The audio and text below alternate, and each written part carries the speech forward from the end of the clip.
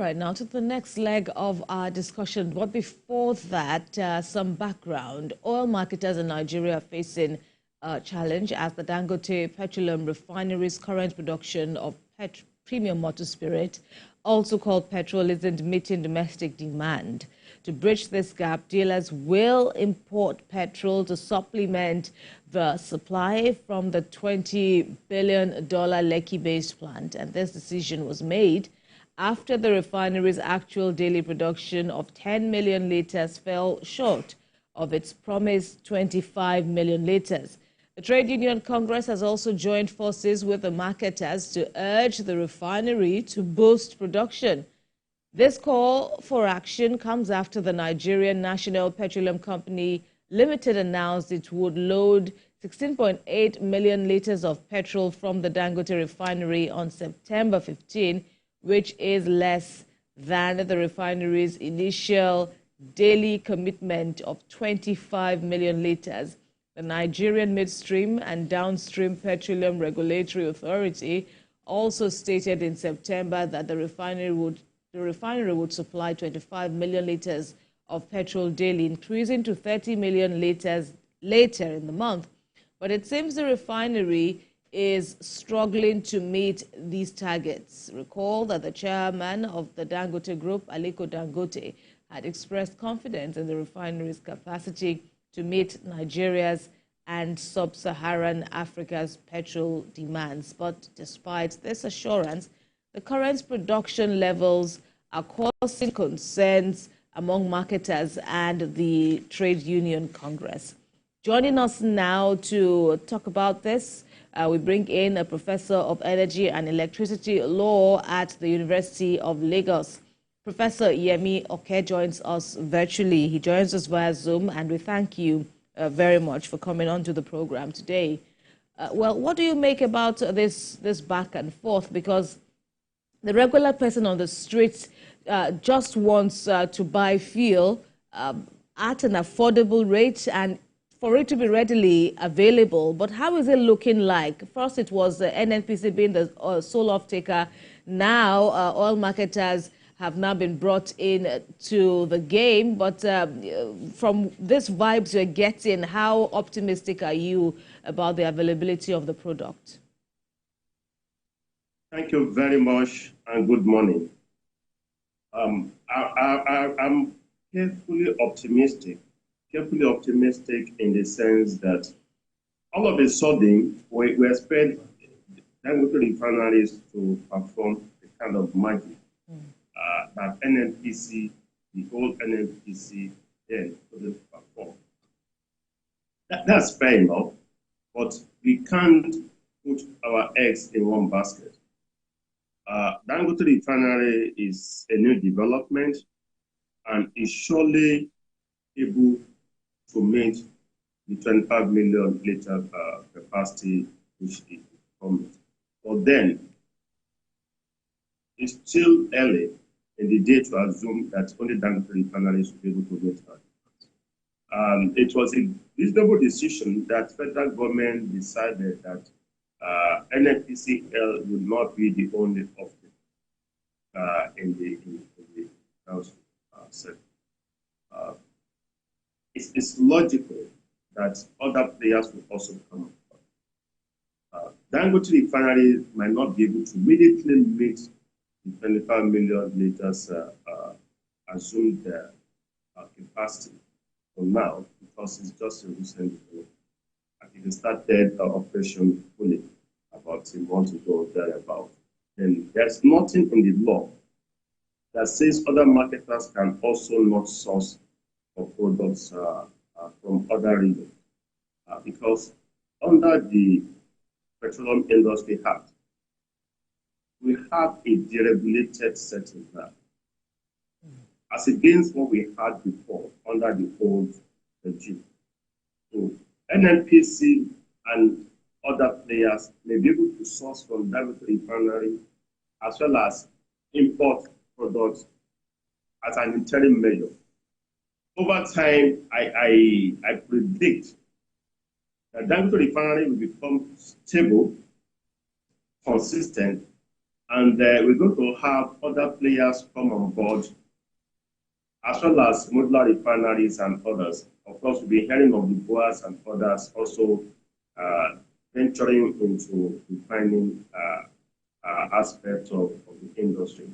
And we expect other players to come on board, provided Dangote is doing well. If we all encourage Dangote as an entity to thrive, then we expect other players to come and join.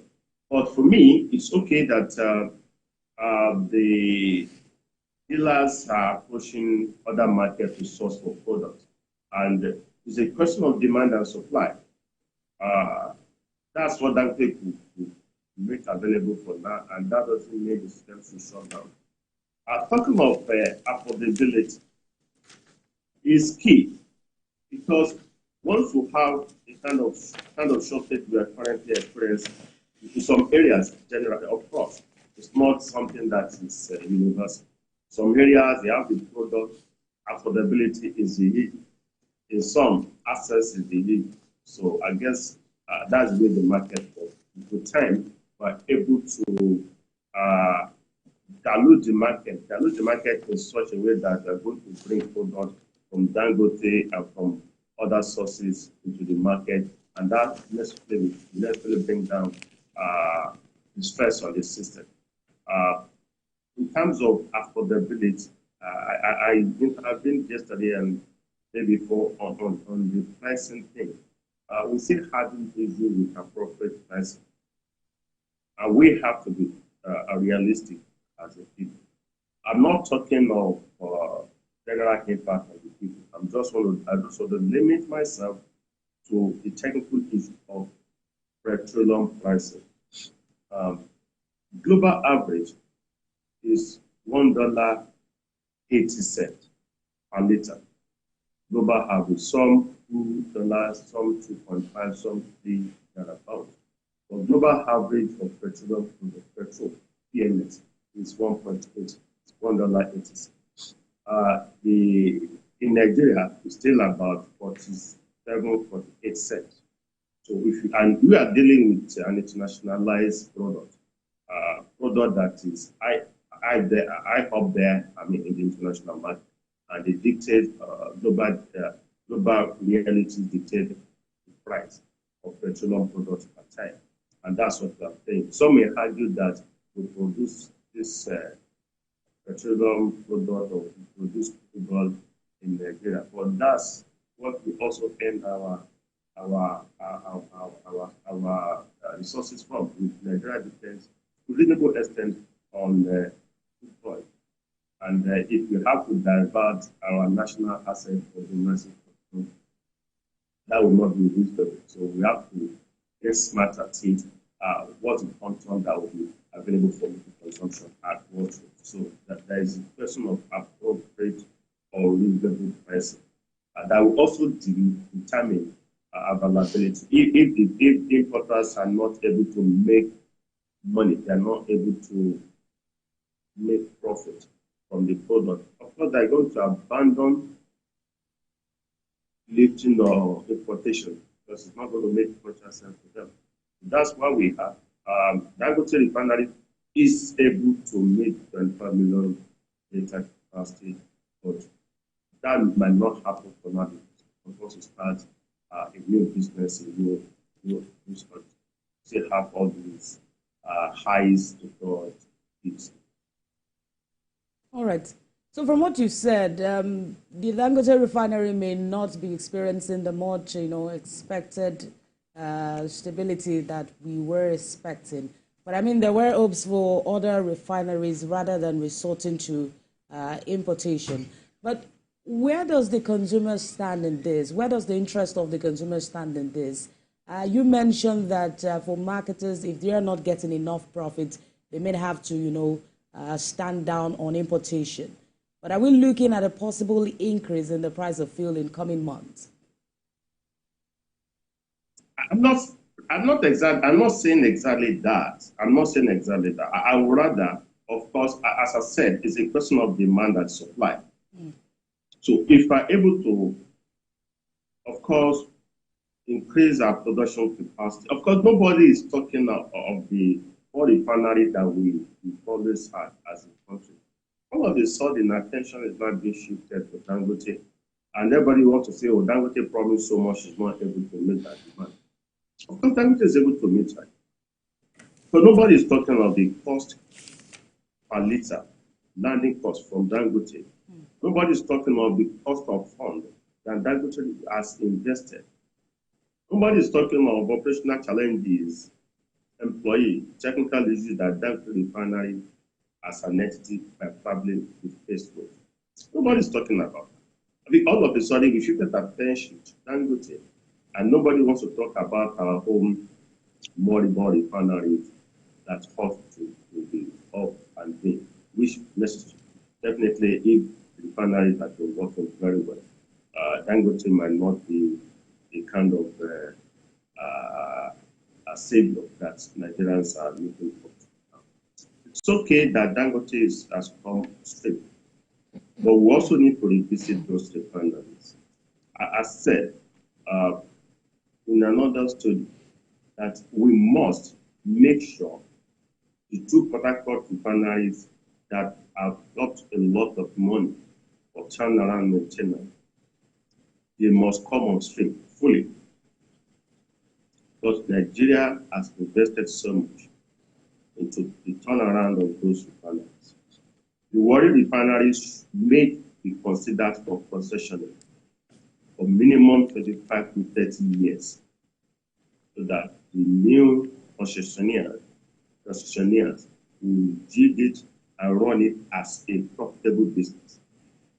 The Kaduna refinery should be put together for sale, outright sale, to northern players. Northern players, because there is a market out there that is stressed from time to time. And depending on this, the refineries in the south might not be reasonable because there is a sizable market in the north and neighboring countries. So Kaduna refineries should be sold to northern players, northern interests, so that they can take care of the market in the north as well as neighboring countries. And that frees up the south from the kind of stress and having to lead petroleum products from Lagos or elsewhere, and all the issues of bumping, diversion, and the rest that tend to manifest, other trends that tend to manifest. That's my theory, but we can't technically focus only or exclusively on Dangote. The marketers should still be able to import what they import, and cost and landing will determine the market price. And it's not a question of government increasing now, because we're creating a kind of free market petroleum industry as against what we had before, which was a kind of monopoly. NNPCL now is also a player of Dangote. So, and they shouldn't be determining the price. Marketers will determine the price, but once we have abundance in terms of supply, then you see prices going south. That's to be expected, but we don't have the product now. And so we need to increase production capacity so that that will naturally drive down the price per liter. All right. Prof, quickly though, because we've run out of time, so how do you see this impacting on the CNG evolution amidst the concerns that businessmen and women like Dangote may be late to the party in terms of how the rest of the world is navigating away from fossil fuel? Dangote will always be relevant for a very long time to come. CNG is an option, but it's not the only solution. In other countries, of course, you will have assumed that, developed countries like the US, Canada, and the UK that we already cite as examples will have phased out cars using petroleum products. But the answer is no, they're still there. We have electric cars and hybrid cars in those countries, but they're hugely expensive and durability is also an issue. So as long as we have a mixed market, right, in terms of petroleum products, Dangote will be relevant for a very long time. All right. Sending is just an option. And again, of course, it's just an evolving option, alternative, which should be embraced. But it comes at a price, which government is paying now. All right, Professor Yemi Oke, we thank you very much for speaking with us on TVC Breakfast. Thanks for having me. Have a good one. And finally,